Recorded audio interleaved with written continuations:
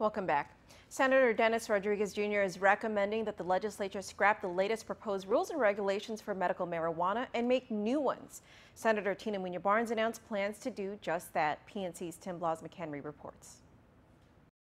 Hours after the chairperson for the Committee on Health wrote a letter to Senator Tina Munoz-Barnes to recommend the rejection of the current rules and regulations for Guam's medical marijuana law, Senator Tina Munoz-Barnes tells PNC that she plans to introduce a bill that will repeal and reenact the medical marijuana law. What this repeal and reenactment will do, it will strengthen the provisions based on what we have received with the rules and regs, based on all the public hearings, based on everything that we've received via telephone, via constituents coming in personally, via the public hearings, that we have incorporated it into this amended version, but also that we have companion legislations. By repealing the act and reenacting it, Munoz-Barnes says she is making way to introduce amendments that she says directly address concerns brought up at the public hearings.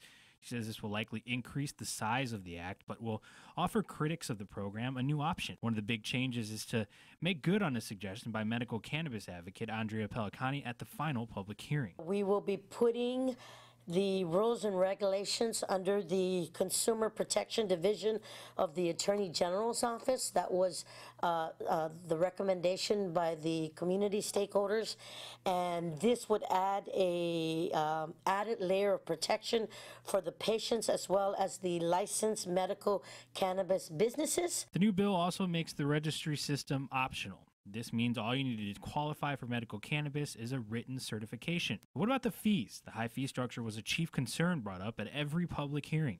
Munoz-Barnes says the new bill offers a three-tiered fee structure. She says the specifics are still being looked at, but the fees will be lower than the $30,000 proposed in the final draft rules and regulations. Munoz-Barnes also says a lab component will be included, as well as legislation to address the lack of medical conditions available to patients in this current rules and regulations. Lastly, she says there will be accompanying legislation to add home cultivation. Munoz-Barnes notes that the bill should be introduced in the next couple of days, and she says the public hearings should follow, quote, very soon. For PNC News, I'm Tim Blas-McHenry.